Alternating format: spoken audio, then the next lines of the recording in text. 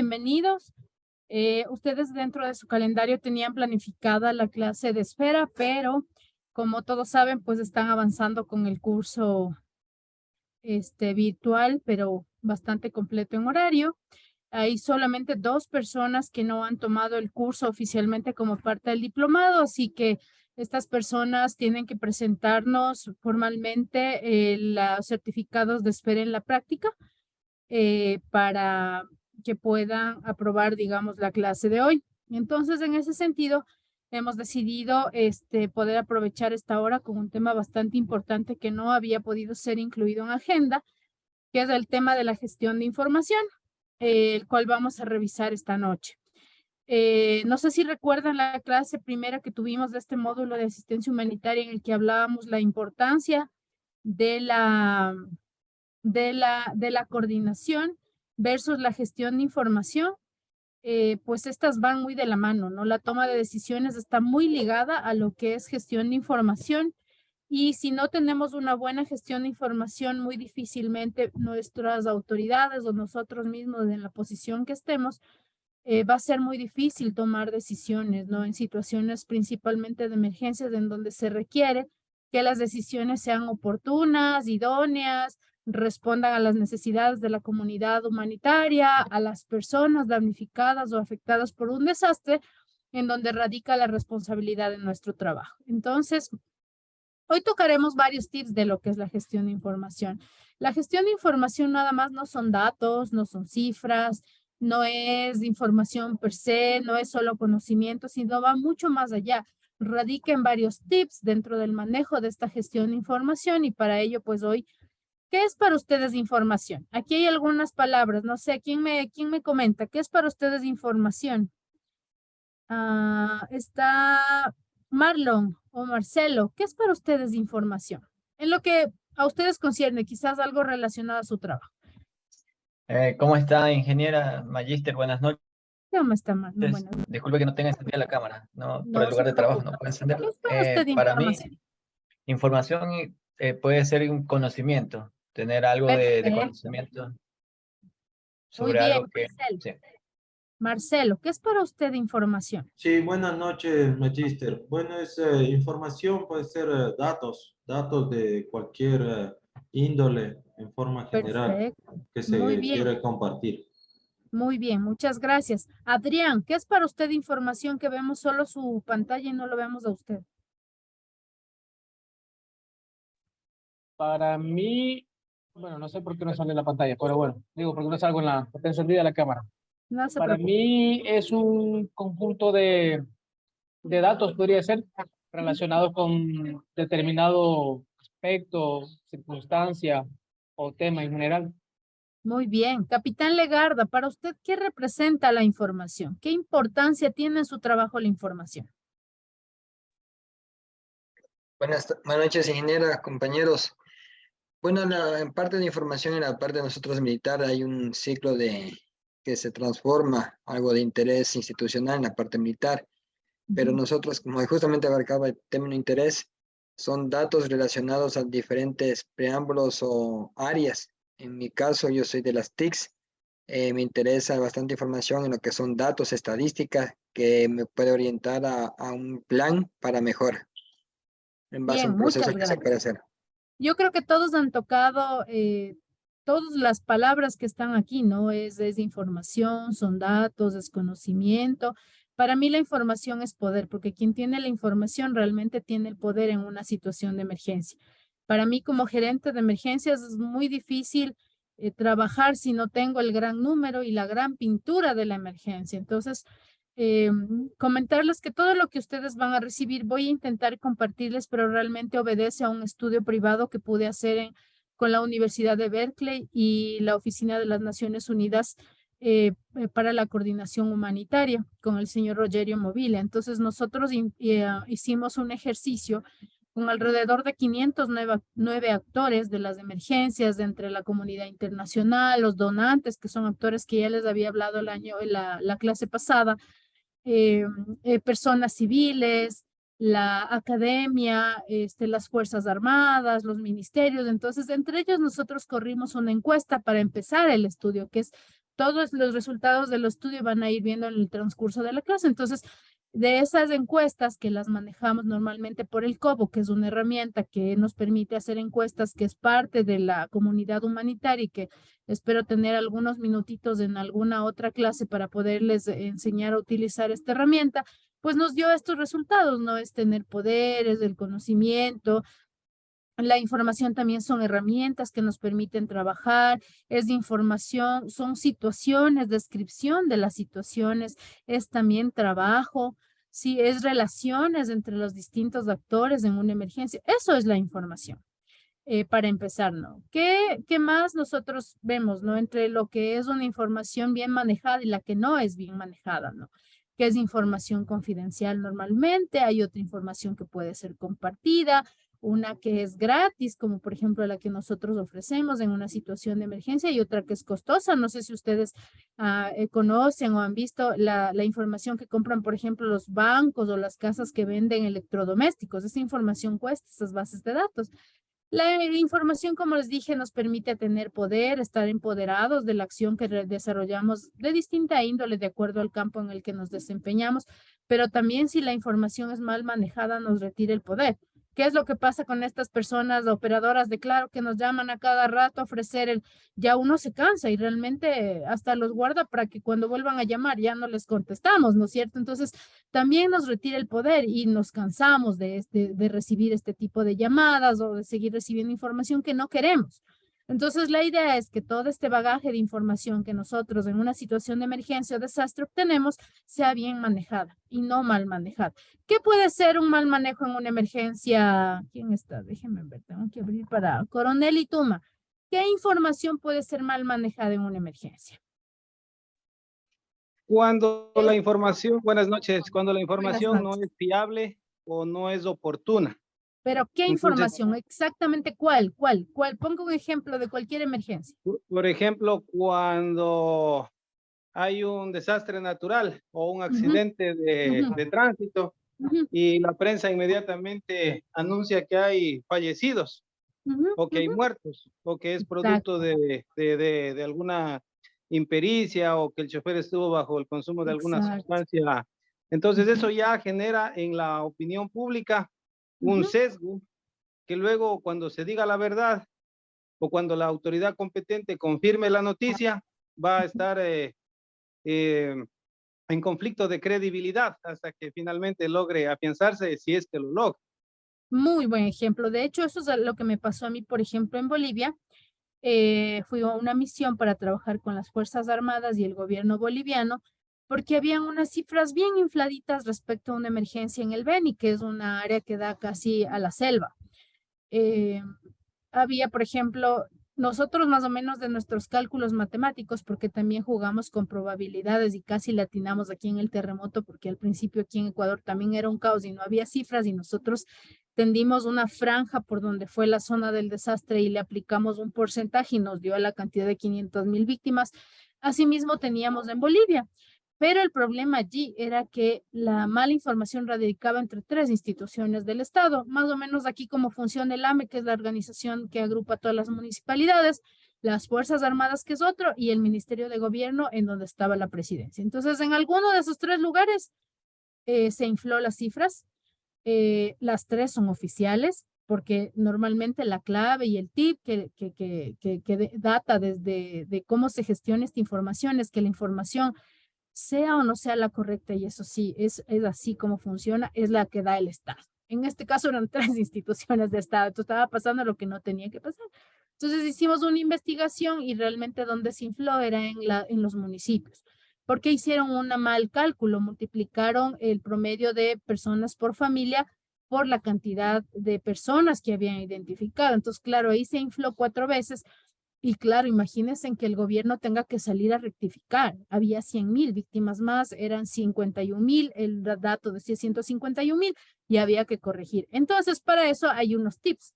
Siempre se puede decir aproximado en estudio, que es un poco lo que menciona el coronel Ituma en ese ejemplo. No podemos garantizar que la muerte de las personas fue precisamente porque se chocaron, quizás le dio un paro cardíaco al señor que iba manejando y esto causó el accidente, pero hay una investigación atrás y exactamente sucede lo mismo con la información en las emergencias. Hay que estudiar, hay que hacer las evaluaciones de daños, que es la clase que sigue después de esto. Hay que hacer probabilidades, jugar con los números, jugar con las matemáticas, calcular cuánta población había. Solo entonces, haciendo todo ese análisis de información primaria y secundaria, nosotros podemos determinar un aproximado. Jamás podemos nosotros aseverar que son no sé cuántos, que yo siempre me acuerdo el dato del terremoto, que era 661. Era mentira, había como más de 1000 y pico de muertos, pero por la parte cultural y también por las condiciones climáticas de la costa, la gente enterró enseguida a sus muertos y los que se lograron contabilizar en una evaluación de daños son los 661 que aparecen en todos los informes del mundo, en el caso de nuestro terremoto. Entonces, miren cómo puede ser mal manejada la información. Realmente es un poco delicado el tema del manejo de la información, porque de eso, en nuestro caso, que trabajamos en operaciones humanitarias, está tendiendo la vida de muchas personas, ¿no? ¿Qué información manejamos? Manejamos información nosotros en una emergencia, cuando ustedes estén en una misión de paz. ¿Qué información maneja? Primero la información de contexto, que esto sí les debe haber dado Juan Carlos o el coronel Duque, gente que ha estado en misión. Usted primero para ir, usted averigua a dónde va a ir, cuáles son las condiciones climáticas, es la cultura, cuáles son los idiomas o dialectos que tienen estas personas, el tema de la índole religiosa. A mí me pasó esto, yo estuve de misión en Italia y estando de misión en Italia me mandan a este tema de Sri Lanka cuando era el tsunami.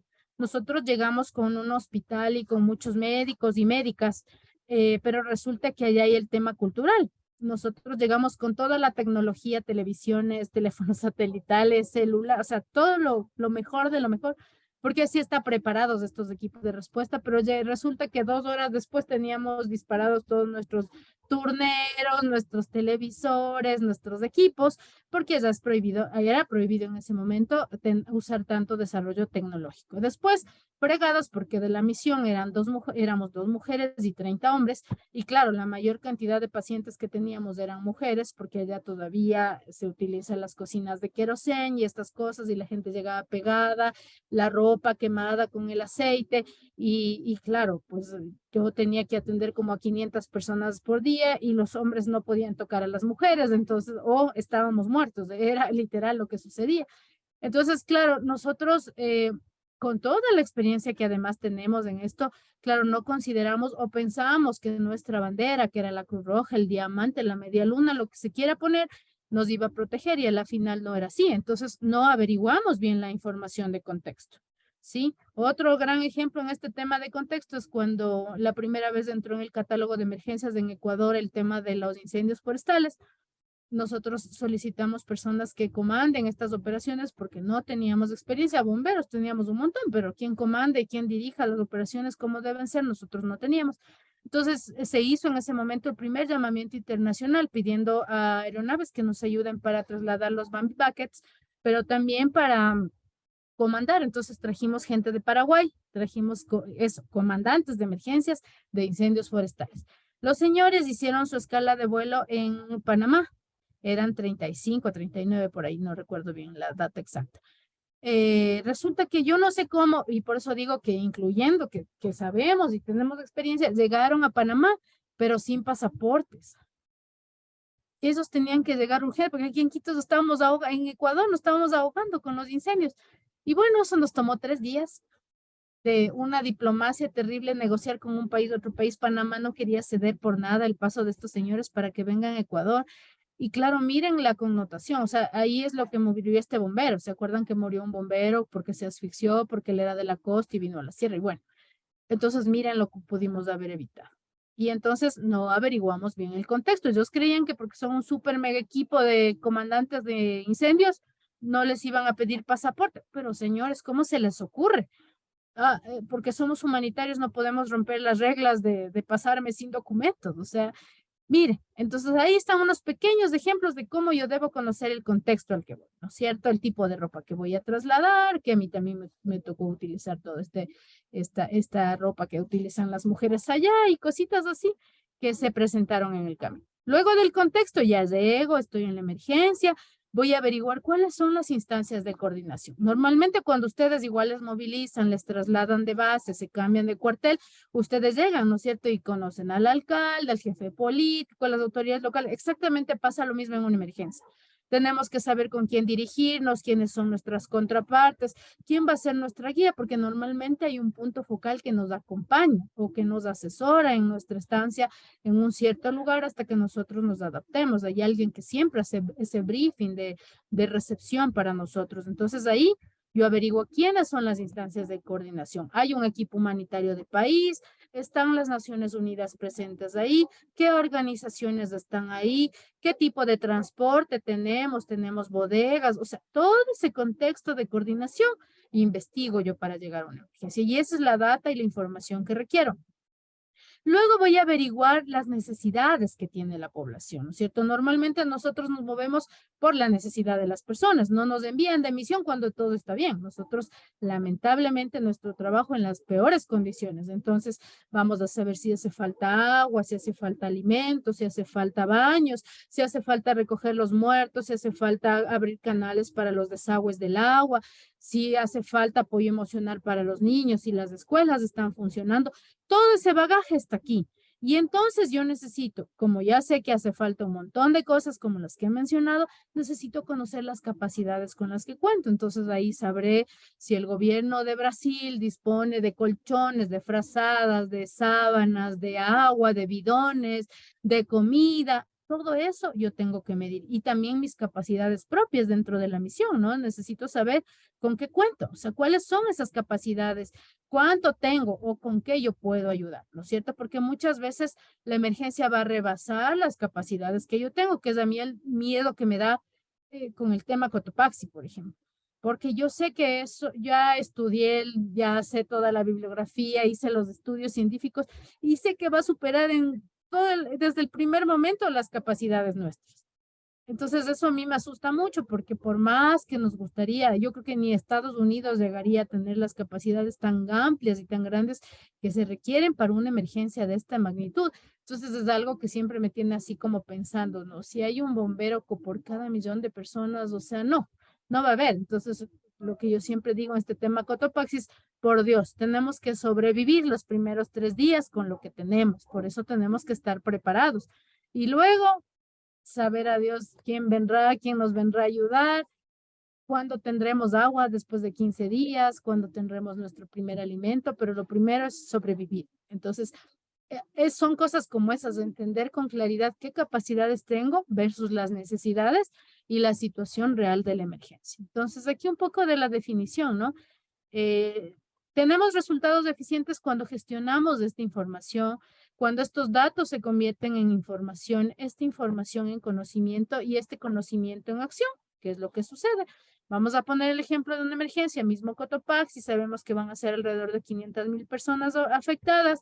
Estas 500.000 personas ya las convierto en información, sé que necesitan agua, ya sé de hecho que van a necesitar alimentos, entonces yo calculo con eso cuánto requiero de agua, cuánto requiero de alimentos, al menos para los 3 primeros días de supervivencia o para los 8 que ya un poco voy estabilizándome de la emergencia, y eso lo convierto en acción. Entonces yo eso lo plasmo en un informe y ese informe se multiplica por todos los socios, los actores humanitarios, la comunidad internacional, y entonces tengo una acción y empezaré a tener resultados eficientes. Alguien vendrá a ayudarnos. Entonces, ese creo que es un buen ejemplo de cómo yo aprovecho esta información. ¿Cuál es el proceso de la gestión de información? El proceso es no se olviden nunca, el tema es recolectar, compilar o recopilar, como quieran llamar, como está traducido del inglés, tenemos algunas palabras ahí que son poco usuales, pero compilar, analizar la información, distribuir y luego archivar la información. Tiene un proceso lógico, no es que yo solo recojo la información y me la guardo para mí, señores. que es lo que suele suceder por los celos institucionales en una emergencia, pero no tiene que ser así, porque cuando usted guarda la información, está guardando la ayuda que podría llegar a salvar ciertas vidas en una emergencia. Entonces, esta no es una broma, esto no es un tema de celos institucionales. Aquí lo que más se trata es de compartir y de poder generar un panorama, una gran pintura de la emergencia con la información que yo puedo recolectar desde mi ámbito, ¿no es cierto? Porque no voy a poder saberlo todo, eso también tenemos que estar conscientes. Durante una emergencia ya van a ver que no es que falte información, es que hay mucha información y hay mucha información que corroborar y que saber si funciona, no funciona, si es real, si es válida, si viene de fuentes oficiales, si es de la fecha o fue de hace una semana cuando se impactó el desastre. Todo eso yo tengo que analizar, tengo que recolectar, tengo que clasificar. Luego de clasificar, tengo que analizar. Cuando analizo, produzco algún documento, informe, parte, como le quieras llamar, y distribuyo la información. Una vez distribuido, yo voy guardando por fechas. Inclusive, esto nos ayuda mucho para también la organización de nuestra información.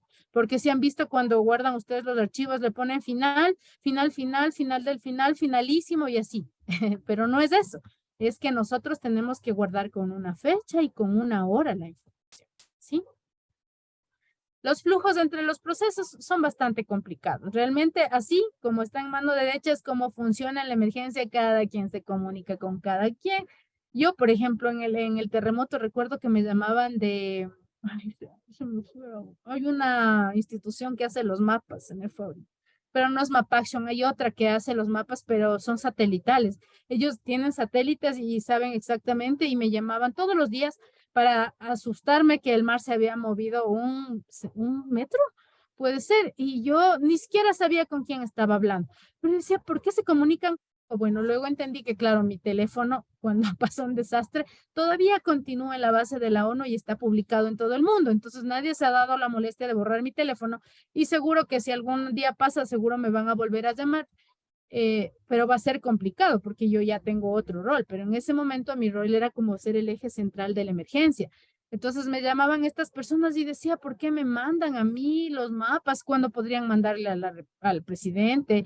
Podrían mandar, no sé, a las instituciones técnico-científicas, pero se comunicaban directo conmigo. Entonces yo siempre tuve esa duda de que estaban en el canal equivocado.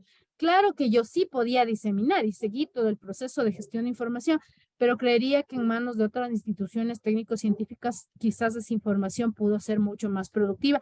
Y yo les mencionaba, y yo les decía, manden al INAMI, manden a la Secretaría, les daba los contactos porque nosotros trabajamos en redes.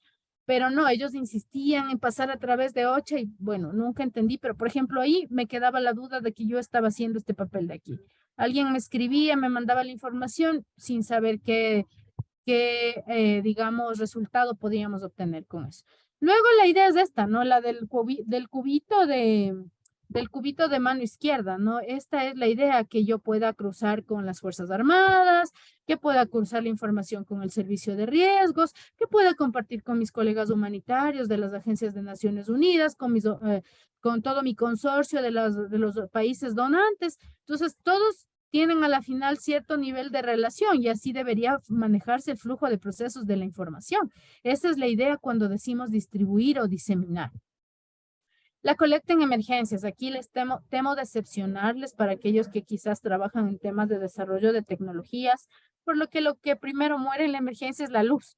Entonces, nuestro super video wall, nuestras tablets, nuestros celulares mueren.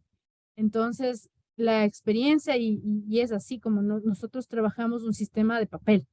La ONU promueve el sistema que se llama sistema pared, que es un sistema en papel, que tenemos papelotes, marcadores, POSIT. Ese es nuestro trabajo real.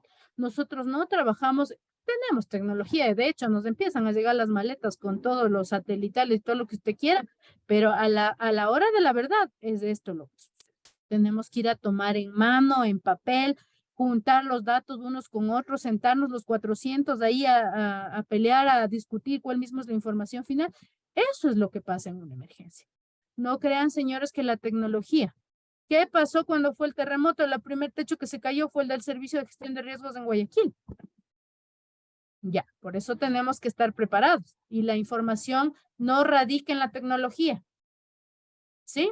Entonces, miren, esto pasó en Haití. En Haití cuando yo llegué y me tocó empezar a coordinar toda la emergencia, en el suelo, con una carpa, a 50 grados de calor. Y con papel y esfero, no teníamos más. Así fue como empecé yo a anotar a todos los 400 humanitarios, organizaciones, porque de personas yo creo que siquiera habrán pasado unas 20,000, pero me refiero a las organizaciones que se registraban en el centro de coordinación, en sitio en donde yo estaba coordinando.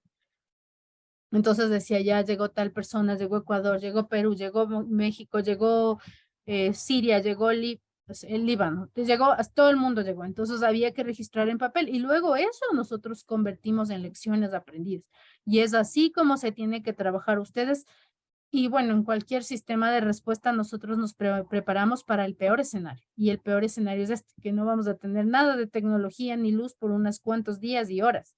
Entonces, no podemos parar nuestras operaciones, no me puedo poner en el capricho de que si no tengo mi tablet o mi computadora funcionando, no trabajo. Lo siento, señores, nosotros trabajamos para salvar vidas y con lo que tenga a la mano. Si tiene una tiza y el suelo, ahí se anotará y después se registrará eso, ya se documentará más adelante. Las fases del manejo de información. Aquí está el ejemplo que yo les mencionaba. ¿Qué sucede en una emergencia? ¿Hay mucha información o poca información? ¿Qué piensan ustedes? ¿Qué piensa usted, Mayor Ibarra? ¿Qué pasa en una emergencia?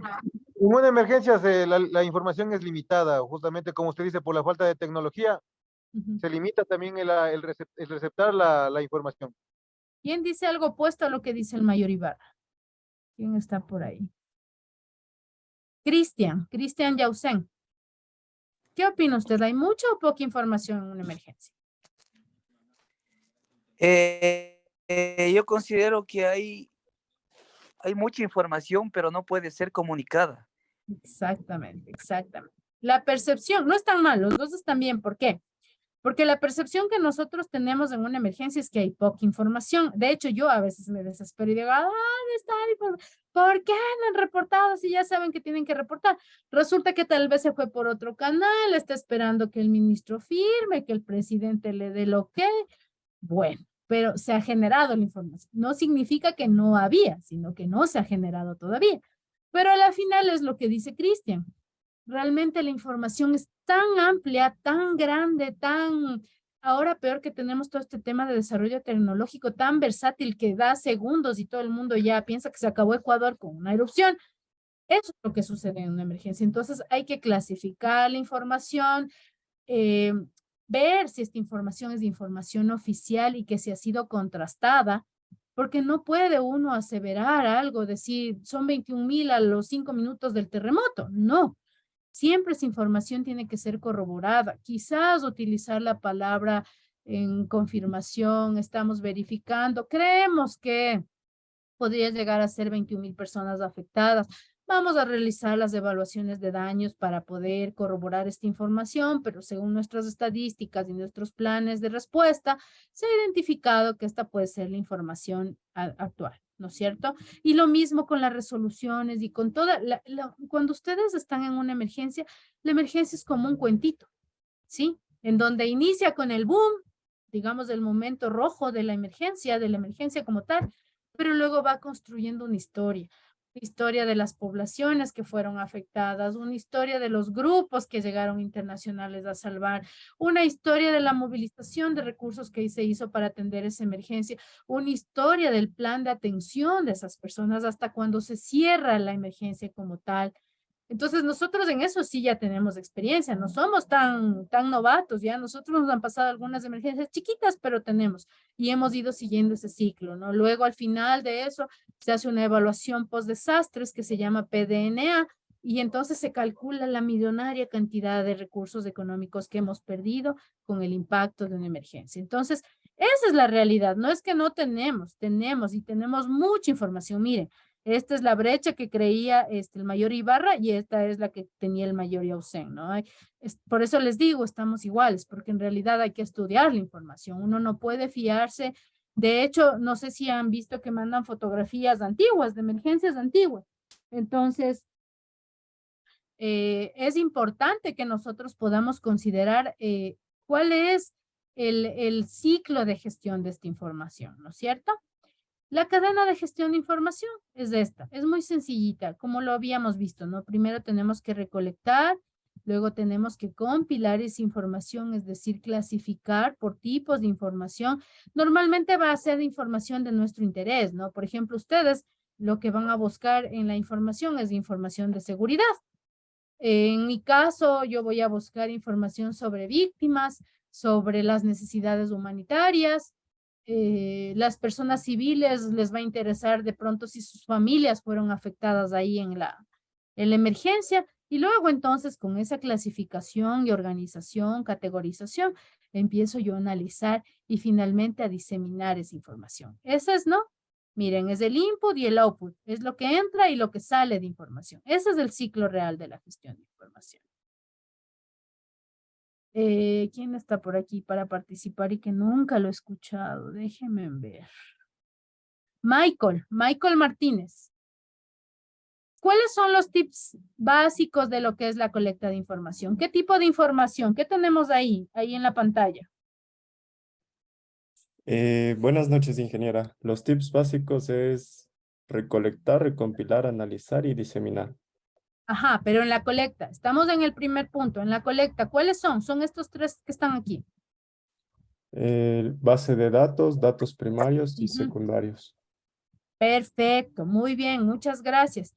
Las bases de datos, ¿de dónde podrán venir en este caso si la emergencia es en Ecuador? ¿Quiénes poseen estas bases de datos? A ver, vamos a pensar un poquito.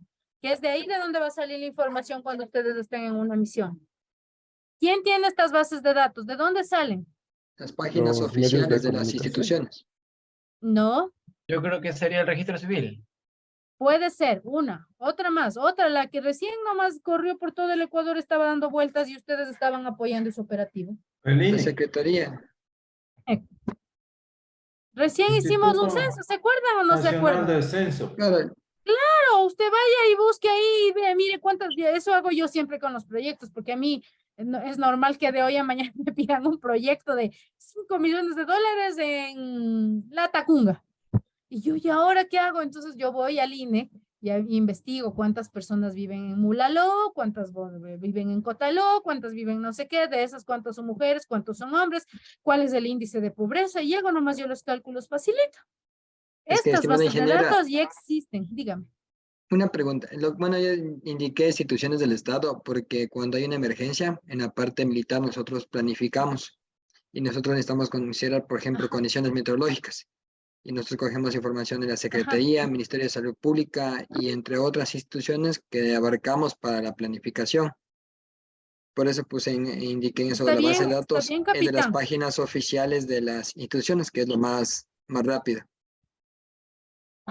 Ajá, está bien, capitán, porque por ejemplo el ministerio, normalmente eso es un tip también para ustedes. Normalmente cuando hay hospitales o hay centros de salud ubicados, lo mismo la policía o quienes están más, digamos, a nivel más desagregado en los territorios, ellos ya tienen estas bases de datos. Ellos saben que en Mulaló viven 451 personas y que su prevalencia de enfermedades catastróficas es la diabetes.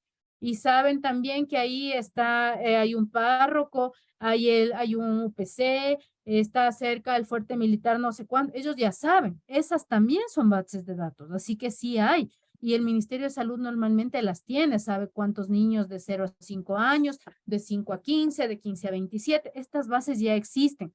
Por eso no se moleste en construir usted la base de datos. Los que nos molestamos en hacer eso somos nosotros, pero las bases que se empiezan a construir en ese momento son de la ayuda.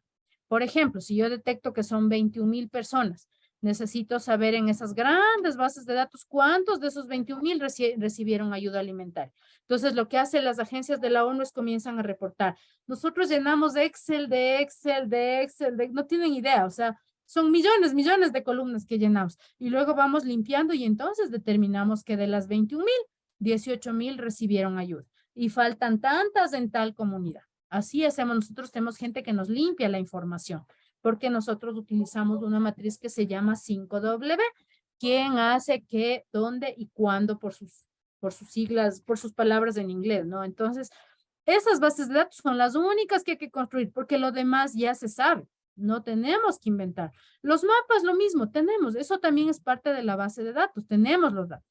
La información primaria. ¿Cuál será la información primaria que puede salir en la emergencia? ¿Quién más está? Cintia. ¿Cuál será la información primaria que podemos utilizar en una emergencia?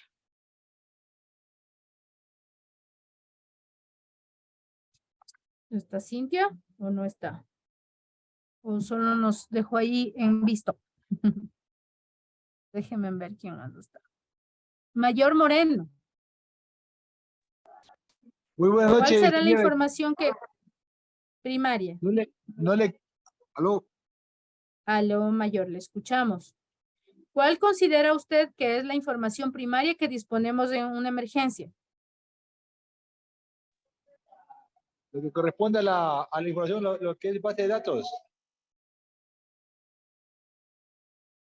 No, la base de datos es una cosa. Puede ser que algo de las bases de datos sea primario, pero ¿qué es la información primaria que podemos decir? Si alguien igual quiere participar, pues está abierto, ¿no? La información primaria por lo general es la otorgada directamente por los investigados. En este caso sería la gente del sector.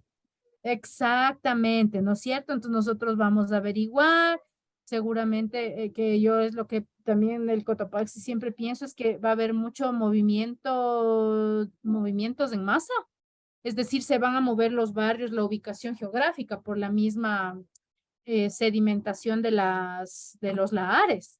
Entonces ahí habrá que ver qué barrio era ahí. Uno que me asusta mucho siempre es la colina que está muy abajito. Seguramente si pasa el AR, eso va a desaparecer. Entonces ahí había casas, había personas, habría que estudiar de nuevo eso, saber cuántas familias radicaban ahí y hacer un tema de vivienda, tierra y propiedad para volver a dividir, digamos, geográficamente esos espacios, esos territorios.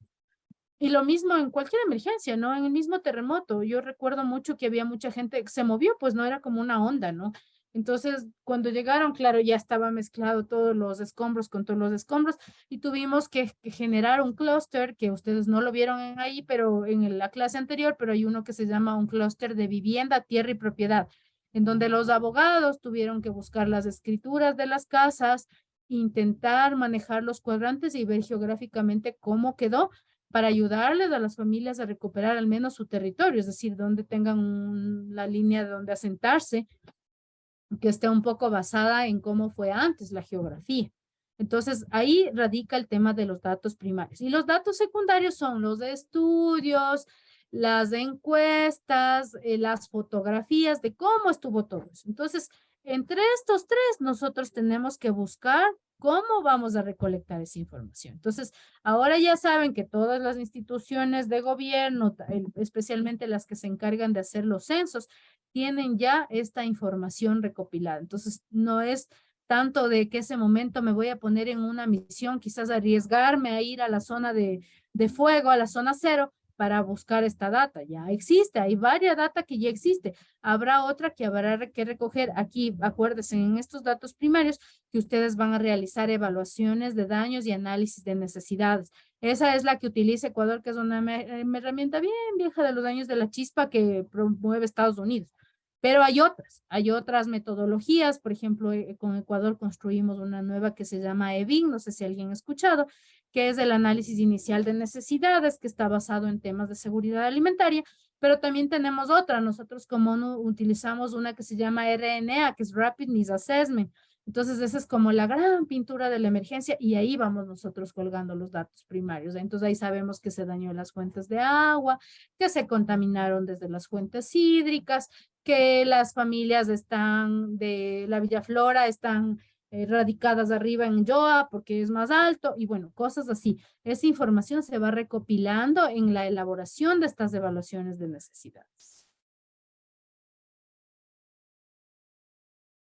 Recolectar el tipo de información, ¿no? Aquí tenemos varios tipos de información que normalmente se tienen que recolectar en los centros de coordinación y que seguramente les van a pedir a ustedes cuando estén en una misión. Los nombres y las ubicaciones del lugar del desastre, ¿no es cierto? No siempre estamos tan familiarizados y yo a veces soy súper mala para los nombres, así que tengo que tener una libretita y tener anotada en la mano para no confundirme y poner un nombre de otro lugar que no estuve.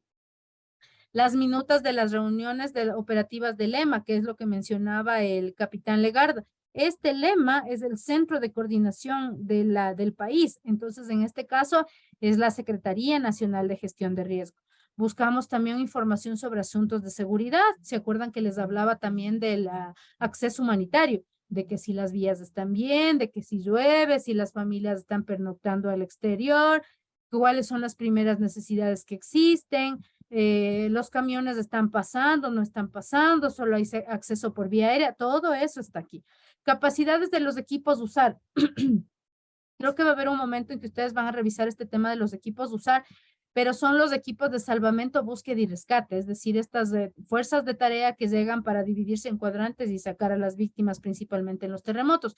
Ellos son los USAR, necesitamos saber cuántos USAR están en la localidad y cuántos han llegado desde el nivel internacional. Mire, asignación operativa de los grupos USAR, por si les pongo un ejemplo Quito, ¿no? El equipo de Bogotá fue destinado para atender el sector del Trevo. El equipo de México que llegó con los canes está ubicado en el sector de San Rafael. Entonces, eso necesitamos saber porque a ellos se les asigna tareas y se les asigna en función de cuadrantes geográficos. Así trabajan los equipos de salvamento, búsqueda y rescate. Entonces, necesitamos saber quién está en dónde y qué están haciendo. Recuerdan que les decía que me pidieron alguna vez la información de las víctimas. Eso entra como parte de esto, ¿no? Saber que el equipo de México rescató 2 personas en el sector de y que el equipo de Bogotá rescató tantas personas en el Trevo. Eso se necesita. Este es el resultado de tener no solo saber dónde están, sino qué están haciendo y qué resultados tenemos de las operaciones que ellos están ejecutando en el territorio. Informar los contactos de las ONG, saber qué hace Magali, qué hace Martita, a quién representan, qué están haciendo. A través de Martita llegó un cargamento de vituallas. Todo eso necesitamos saber. Y es localizar esos actores claves, tener una visión general de las reuniones sectoriales. Ya les hablaba también en algún momento, creo que el coronel Duque, hay un punto de ustedes que es el enlace de UN Court, ya no se llama CIMIC. Ya esta es la última vez que utilizamos, se llama UN Court. Entonces ustedes tendrán que ir y participar en las reuniones del ECU, participar en las reuniones de las mesas técnicas de trabajo, la ONU les invitará como actores de seguridad a que participen y entonces ustedes engranarán esa información y entenderán cuál es el rol que están ejerciendo los distintos sectores, ¿no? También información acerca de las necesidades prioritarias, es decir, eso ya habíamos hablado sobre qué tipos de necesidades se pueden generar en la emergencia, actualizar diariamente los informes de situación, que ya lo van a ver más adelante, y los requisitos de apoyo humanitario logístico que se puedan generar en la emergencia. ¿Cómo manejar la información o en dónde son las fuentes? ¿De dónde ustedes van a obtener la información? Ustedes van a obtener información en reuniones, en las evaluaciones de daños, en los sitios web, en las redes sociales, en llamadas telefónicas, en correos electrónicos. Hay que tener mucha capacidad para discernir cuál es la información oficial. No olviden que aunque no sea la correcta, la información que se utiliza en las emergencias es la información oficial. Y aquí tenemos estos medios, ¿no? Bueno, luego tenemos para recopilar. La idea es estandarizar. ¿Cómo voy a recopilar? Voy a llevar un archivo digital, un archivo físico, voy a clasificar por fechas de atrás hacia adelante, de adelante a atrás, voy a clasificar por organización quizás, ¿no? Es un poco denso este tema. Yo elaboraba los reportes de país, de todo lo que son incendios, inundaciones, bueno, y claro, tenía 70 informes y los 70 tenía que convertir uno. Entonces es muy complicado, hay que realmente definir este sistema de cómo voy a clasificar esa información previamente, porque si no, y me pasaba con el Ministerio de Educación que siempre escribía unos informes de unas 40 hojas que eran pura lata y luego él quería aparecer primero en los reportes. Entonces, ahí siempre teníamos nuestros encuentros porque uno tiene que producir información de calidad.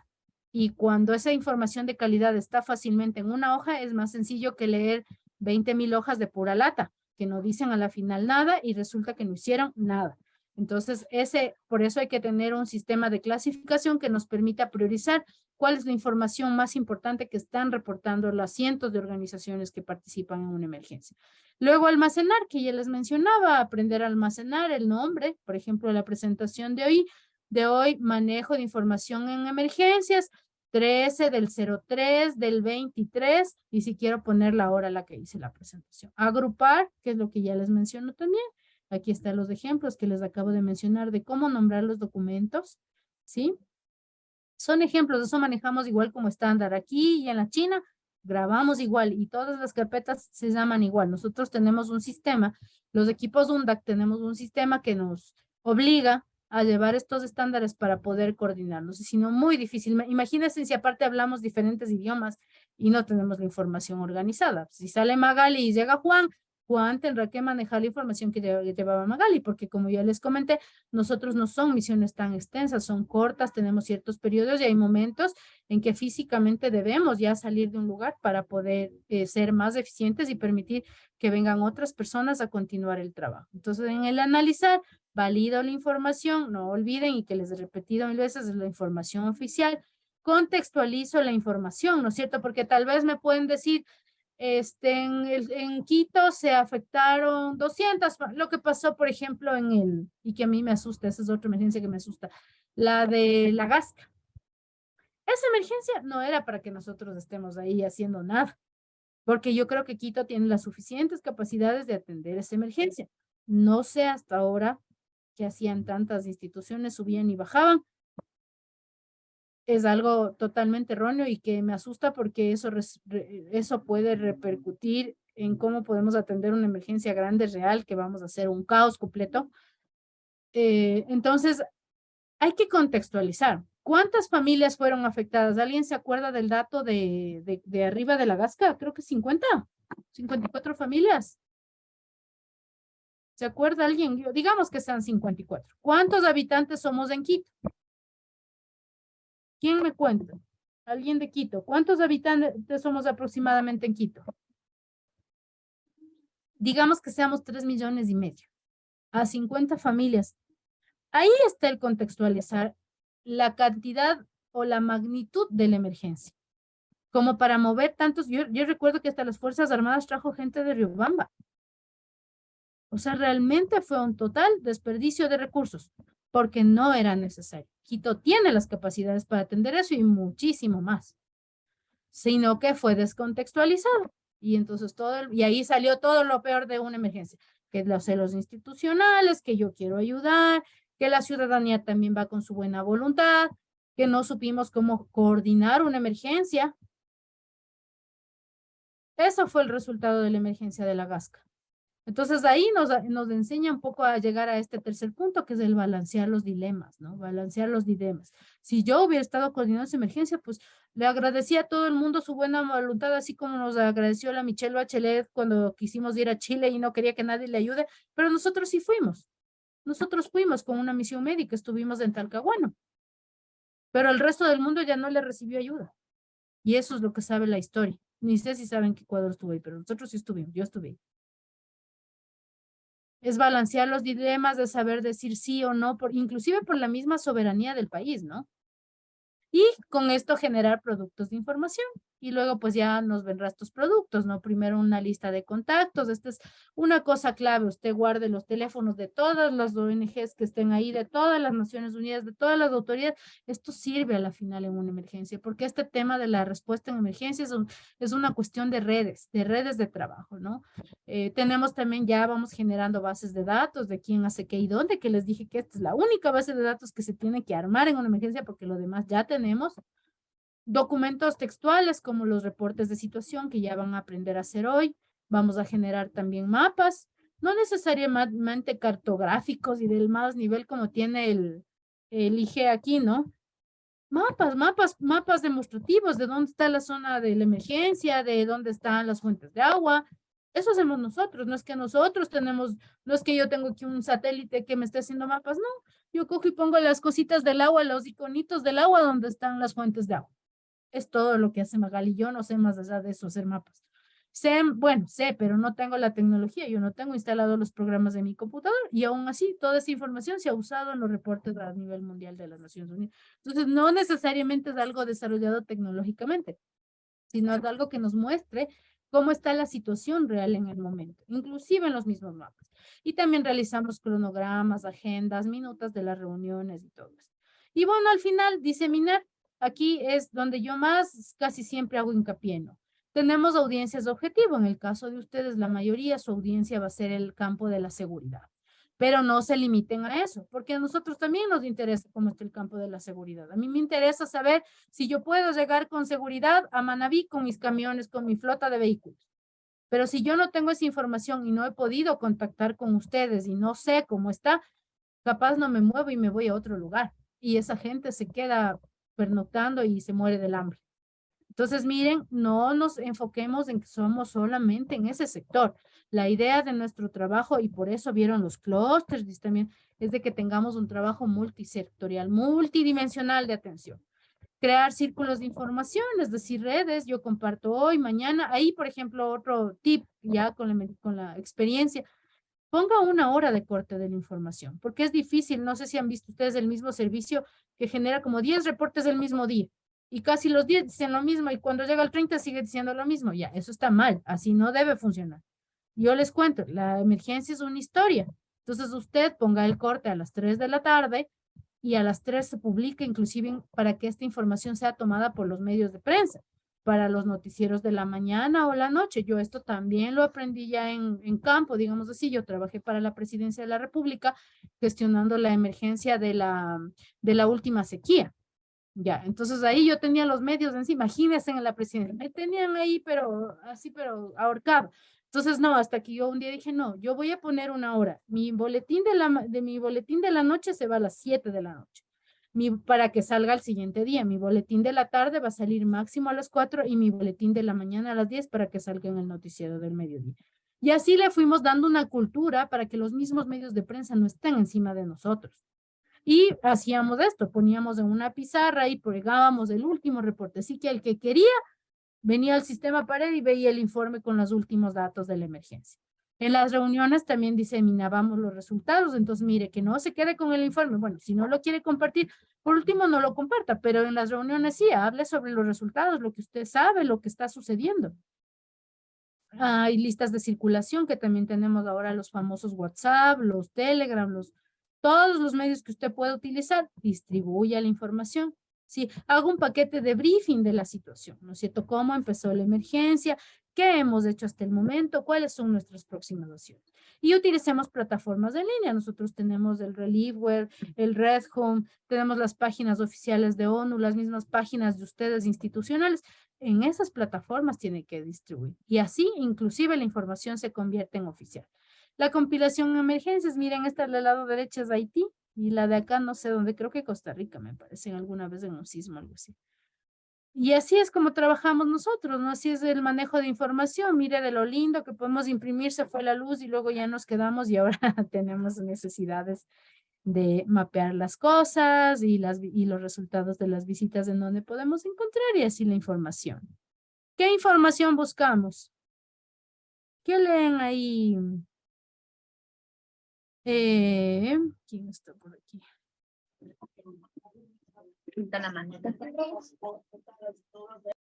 Déjenme ver quién más está por aquí. Que no me aparecía.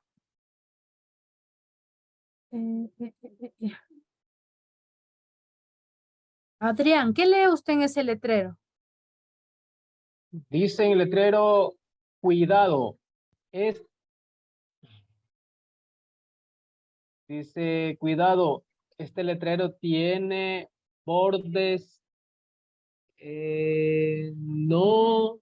Esperen, deme un minutito, le voy a abrir un poquito la imagen porque en lo que estuve intentando arreglar la presentación se me movió déjeme ver si movió. Ah, sí, ahí sí, ahí sí. Ahí sí. Listo. Ahora sí. Cuidado, este letrero tiene bordes afilados. No tocar en los bordes. ¿Y qué dice más abajito en las letras negras? ¿Alcanza a ver? Sí, equipos de emergencia deben recolectar y analizar la No, ahí mismo. Ahí Perdón. abajito hay unas letras que dicen. Puente destruido, adelante. ¿Cuál es la información importante de este rótulo? El puente destruido. Claro, no los bordes afilados, porque yo los bordes afilados ya sé que los puedo, o sea, no los voy a tocar por seguridad, ¿no es cierto? Entonces aquí el tema es que hay un mensaje mucho más amplio, mucho más grande. Qué lástima que ya antes de pasarles les arreglo ¿no? La información importante está en chiquito, así como en los contratos, así más o menos. Eso es lo que sucede en la emergencia, que escribimos pura lata, puras cosas, pero a la final la esencia de lo que queremos transmitir no está bien expresada la información. Entonces, los equipos de emergencia deben recolectar, analizar la información que está más apropiada para desarrollar sus actividades inmediatas. Es decir, tengo que pensar de forma coherente, con una visión, con una perspectiva de para qué se va a utilizar la información que yo estoy gestionando. Entonces, un poco aquí está el ciclo de la información que ya les había hablado, datos, gestión de información, con esa información gestionamos conocimiento y con ese conocimiento logramos acción. Entonces, aquí está un pequeño ejercicio. Este es el estilo clásico de que clasificamos nosotros la información, ¿no? Hacemos listas, todos hacemos listas y ponemos, pero no creen que sería mejor así. Mira la diferencia entre este cuadro que habla un montón de números, sabe, y por aquí hay una que se llama Gracias a Dios, que yo siempre me confundo. En Nicaragua hay una que no les puse tantos ejemplos, pero hay una comunidad que se llama Gracias a Dios, y en una emergencia empezamos a redactar y nos llamaron la atención pensando que era un tema de connotación religiosa, de que por qué ponemos que gracias a Dios está gestionando no sé qué, y era que nos referíamos a una ciudadela, a una comunidad. Pues miren la diferencia entre esto y esto, ¿no? Hay que saber expresar la información, y aquí, como les digo, miren, esto nada geográfico. Este es un PPT y yo armo los PPTs así, ahí pongo dónde están las fuentes de agua, dónde están los hubs, que son nuestros centros de coordinación, dónde está el gobierno, dónde está el EQ91 y ya. Y no hago una cosa aquí que no se entiende ni qué serán apellidos, serán ciudades. Yo entiendo por lo que dice que estas, digamos que asumo que sean ciudades, están en alerta roja, estas en amarilla y en estas verdes. Pero acá ya se sabe claramente cuáles en el mapa geográfico. Y miren, muy sencillo. MI es esto, ¿no? Manejo de información es tener un cúmulo de documentos, es clasificar la información, es gestionar de forma organizada la información. Así empezamos, pero así deberíamos terminar de forma organizada. Eso es IM. ¿Qué utilizamos para organizar la información? Pues utilizamos formatos, contenidos, utilizamos tecnología, utilizamos personas, ¿no? Ahora tengo un gran dilema porque nosotros tenemos un sistema de registro de personas en movilidad que es bien grande, que nos ha costado miles de dólares, no mentirles, unos $50,000 en gasto, ¿no? Y ahora quiero contratar un desarrollador de unos módulos adicionales. Pero yo así sentándome conscientemente a revisar el sistema de registro biométrico, yo veo que no es problema tecnológico, es el problema de las personas que tipean mal, pusieron mal el dedito, se les salió un apellido, escribieron el apellido con B grande y era con B pequeña, la cédula pusieron al revés por el grupo familiar. Entonces, mire, sí tenemos nosotros un cierto nivel de relación en esto.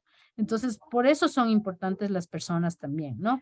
Y los procesos, es decir, quién recibe la información, quién clasifica, quién organiza, quién ordena y cómo retorna esa información que yo veo para poder funcionar de mejor manera y hacer una mejor gestión de información.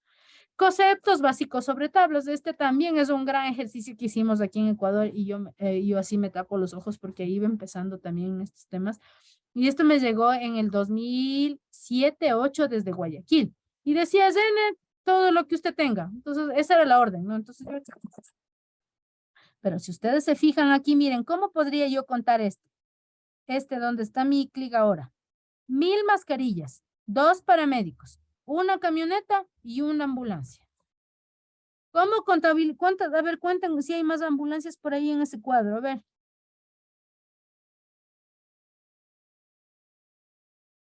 Yo no veo más ambulancias, pero es bien difícil sumar, ¿no es cierto? Entonces, un poco la esencia va ahí. Nunca mezclen números con letras. Entonces, si yo voy a poner carpas, en una línea, carpas. En otra línea, mascarillas. En otra línea, ambulancias. En otra línea, médicos. En otra línea, y así. Y acá los números, aparte, separados. No juntos, porque si no, yo no voy a poder. Y este es un buen ejemplo. Eso le digo, fue Ecuador. Yo recibí, de hecho, yo ya no recuerdo si esta es mi información, pero yo recuerdo haber llenado esta matriz y también la llené como está ahí. Todo mezclado, hay bidones con personas, con frazadas. Entonces, un poco es cómo debemos manejar nosotros las tablas, ¿no es cierto? Aquí están los ejemplos remarcaditos de todo lo que está mal. Estudios de caso, igual aquí tenemos algunos estudios que ustedes pueden tomar. Entonces, miren, esa información que estaba allá ¿Se ve mejor así organizado o no? Sí, ¿no es cierto? Sé que en la parroquia tal tengo elementos de agua y saneamiento. Para esto tengo saquillos, 8,000, tengo 30 cobijas, tengo más saquillos. Entonces, cuando yo quiero filtrar, ya sé que tengo 5,000 saquillos. Y tengo 200 cobijas, y tengo 40 colchones, y tengo 20 médicos, 50 enfermeras. Es mucho más fácil y más previsible utilizando tablas. Por eso nosotros siempre decimos, no escriben el texto. Por favor, trate de diseminar. La información tiene que ser como muy variada para entender el contexto. Entonces, quizás una foto habla más que las 10,000 palabras y que los 50,000 saquillos. No, entonces ahí está el criterio de usted discernir el tipo de herramienta que va a utilizar para clasificar la información. Y otro tipo de herramienta es el SIDREF, ¿no es cierto? ¿Qué es un SIDREF?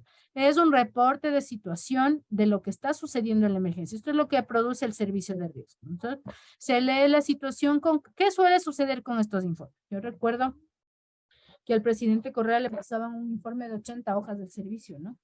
Y yo solo de lejos miraba para ver si lee, por lo menos la primera página, que es donde normalmente está el informe. No, él guardaba debajo del escritorio.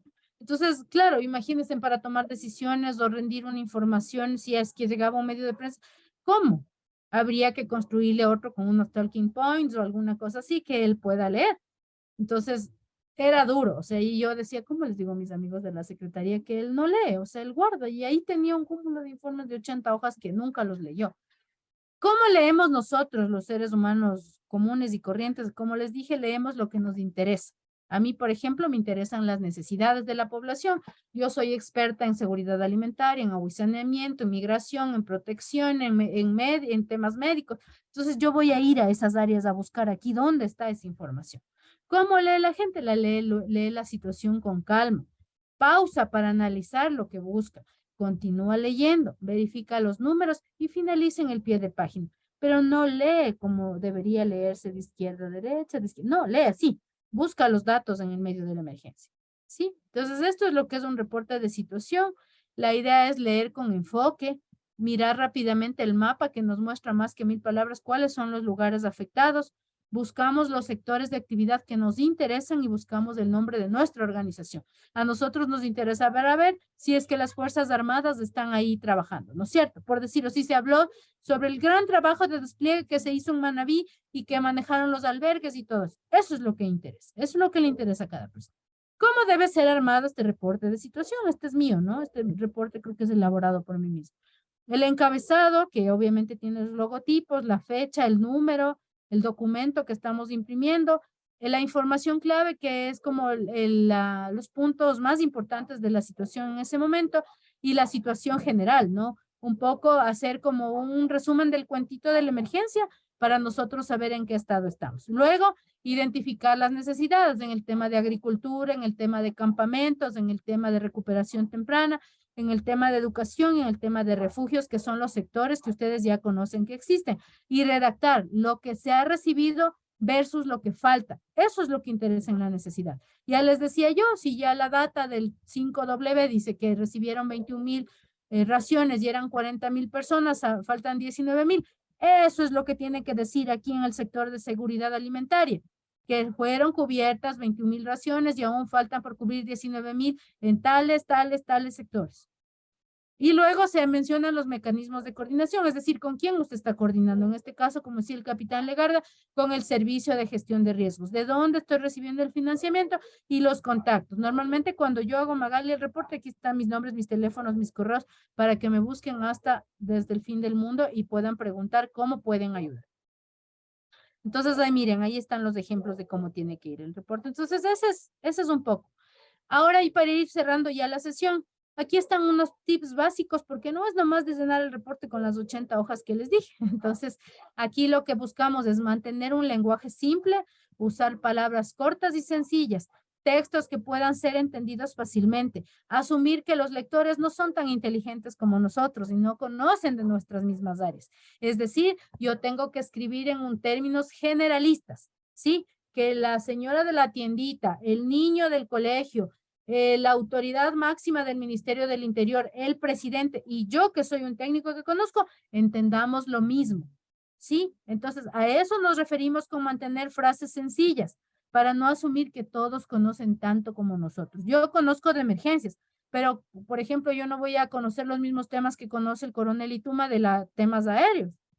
Entonces, el coronel tendrá que, si escribe un reporte desde su ámbito, hacerme entender esos temas aéreos. Y que es algo por lo que yo siempre peleo, por ejemplo, con los reportes de lo que decía también el capitán Legarda del INAMI, del Instituto Geofísico. Eso no se entiende. O sea, a mí lo que me interesa es saber qué va a pasar los próximos días, en concreto.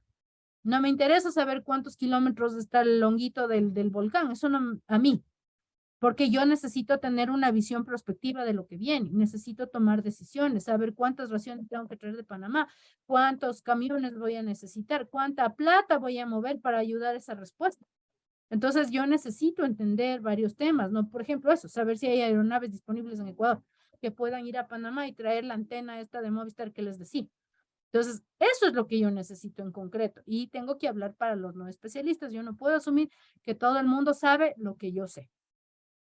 Frases cortas, con pocas palabras, párrafos con pocas frases, usar verbos activos y evitar los negativos, ¿sí? Eso, por favor, es otra recomendación. Aquí tenemos un ejemplo, ¿no? Igual cuando tenga un poquito más de tiempo, por favor, les invito a revisar, porque la redacción también a veces es horrorosa, horrorosa. Quieren, lo que les decía yo del ejemplo de gracias a Dios, ¿no? Pensaron que nosotros estábamos incluyendo algo que tenía de connotación religiosa y era una ciudadela, una comunidad. Entonces hay que tener mucho tino en este tema también. Números en el contexto, usar solamente números clave que puedan resaltar la importancia, no decir, por ejemplo, 40, poner todo en un solo, lo que vimos en el cuadro, no hablar de que tenía 500 personas heridas, 700 fallecidas, 21,000 son los habitantes, no.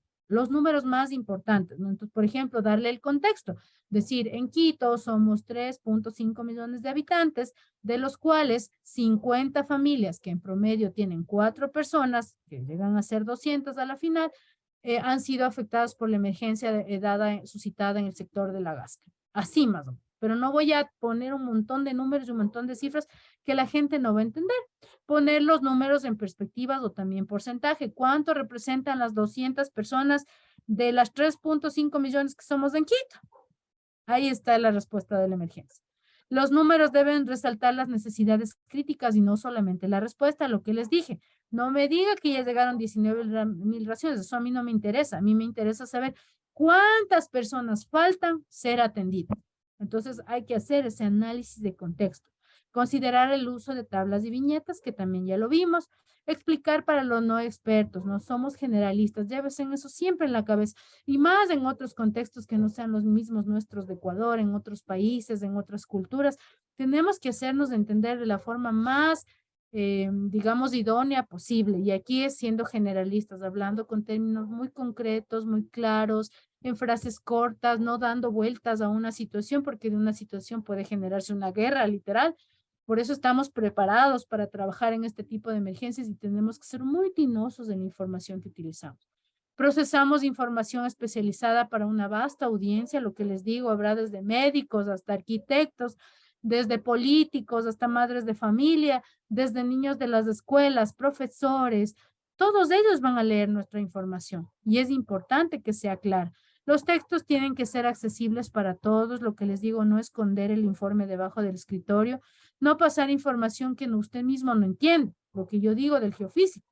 Cuando yo no entiendo, lo que intento es como un poco más ilustrarme para ver cómo en el reporte de situación yo muestro la realidad de lo que va a venir, el panorama para los próximos días, qué es lo que a la gente le interesa, ¿no? Mencionar las fuentes, no olvide mencionar Capitán Legarda, que usted lee la Secretaría, que usted lea el INAMI, que usted lea el Geofísico, que las bases de datos salieron de línea, eso hay que mencionar, porque nosotros no somos los dueños de la información. Como vieron, utilizamos bases de datos, información primaria, secundaria, tenemos que dar crédito a esas fuentes, no mencionar todo al final también, que es otra que queda así el párrafo gigante con todo, no.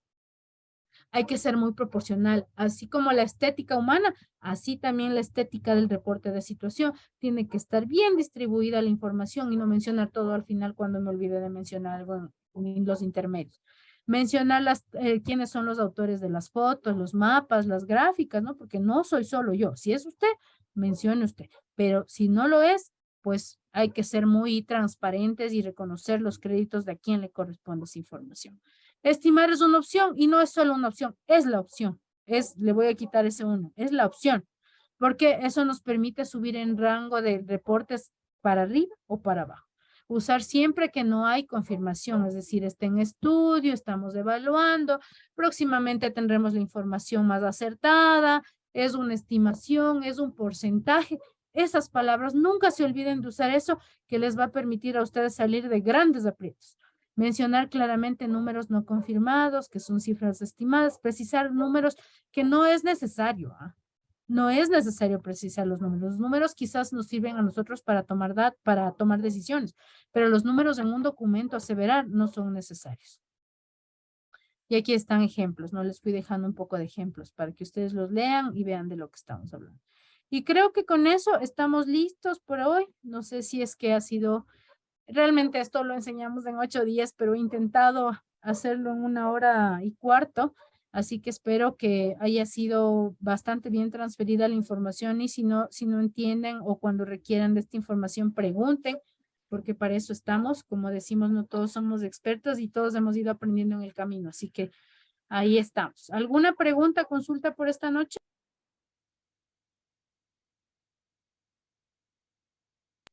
No se peleen por preguntar. ¿Alguien ha tenido responsabilidades o experiencias en la gestión de información? Magali, buenas noches. Teniente Coronel Milton Lituma les saluda. Buenas noches, coronel. En el terremoto del 2016, a mí me tocó en Puerto Viejo.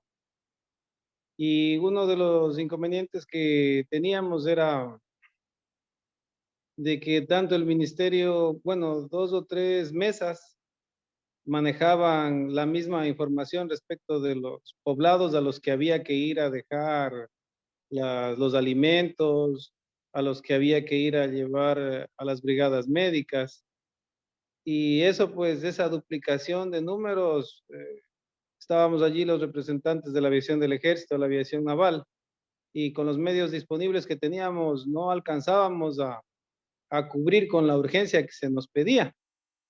Hasta que, bueno, se decidió sentarnos con los 3, pues no, nosotros que éramos los que proporcionábamos el transporte aéreo y los que requerían de salud, agua y alimentos.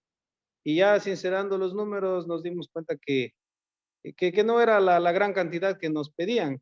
O a veces un pueblo, por ejemplo, era Cerezo y el otro era Cereza, Cerezo, Cereza, Cerecín, y eran el mismo pueblo. Entonces, ahí pues tocó, digamos, hacer esa jornada de trabajo y logramos cumplir la misión de manera coordinada. Ahí lo importante del diálogo y de manejar la información, todos los involucrados, la misma. Gracias, coronel. Yo creo que es un buen ejemplo y creo que cuando estamos en este tipo de misiones y tenemos este trabajo humanitario en nuestra espalda, creo que hay una gran responsabilidad, porque realmente lo que usted dice no son cifras, no son datos, realmente son personas, son comunidades, son ciudades que realmente a veces podemos pasar por alto y se cambia toda esta información, nombres, lugares, inclusive la parte geográfica. Entonces, creo que ahora que ustedes ya conocen estos temas de gestión de información, intenten impulsarlos, no es nada difícil. Otro tema que se me olvidaba y que siempre yo le pongo ahí una botita y se me olvidó colocar, pero es que usted no escriba desde el escritorio. Usted tiene que conocer la realidad, usted tiene que pisar el terreno y ver que lo que usted va a reportar es la realidad. Entonces nosotros siempre ponemos eso, esa es la regla 11 para nosotros, poner las botas en el terreno y saber de qué estamos hablando. No solamente recibir y procesar datos, información primaria y secundaria, porque quizás no refleja la realidad de la situación de la emergencia. Pero si yo conozco, tengo una visión panorámica, llego a un lugar y veo que en realidad los muertos, los bomberos, todos están en el mismo estadio, algo tengo que hacer, de algo debe servir mi trabajo y gestionar esa información. Entonces, un poco ese es el mensaje que deja esta clase de hoy. Y creo que si no hay más preguntas, les agradezco a todos esta noche y nos vemos en la próxima clase que creo que tienen con el magíster, con el PhD Yumikinga, sobre todos estos temas de evaluación de daños y análisis de necesidades. Tengan todos una buena noche. Muchas gracias.